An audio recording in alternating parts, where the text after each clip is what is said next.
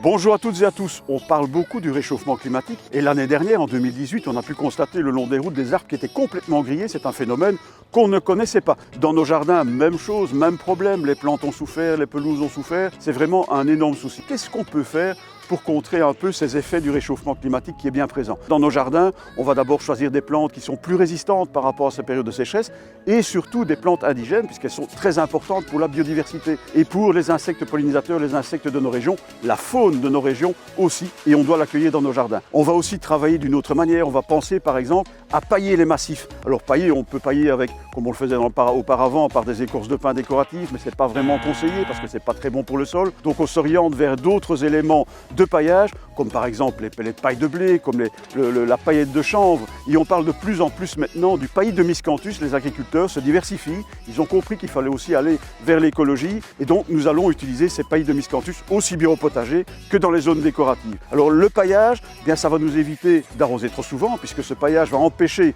l'évaporation de l'eau qui est présente dans le sol, donc beaucoup moins d'arrosage. On va aussi empêcher ce qu'on appelait avant les mauvaises herbes, les indésirables, celles qui poussent là où on ne les veut pas. Grâce à ce paillage, elles auront beaucoup de mal à se développer. Et en plus, avec le paillage, comme le chanvre ou comme le miscanthus, c'est aussi un barrage contre les limaces. Donc plein d'avantages par rapport à tout ce qui se passe au jardin pour avoir un jardin écologique. Pour en savoir un peu plus, pour avoir beaucoup plus d'informations, que ce soit sur le potager, le verger ou d'autres endroits du jardin, pour qu'il soit écologique, respectueux de l'environnement et respectueux de la biodiversité, on vous donne rendez-vous le 15 juin, ici, dans le parc du Château d'Enghien. C'est un endroit magnifique, c'est un endroit de verdure, un endroit de nature. Et là, vous pourrez rencontrer des conférenciers, il y aura des animations, des ateliers, il y aura des stands, bien évidemment, durant toute la journée du 15 juin 2019. Donc c'est très bientôt. On vous donne rendez-vous ici, au parc du Château d'Enghien, pour trouver toutes les informations pour avoir un jardin écologique, pour avoir un jardin respectueux de l'environnement.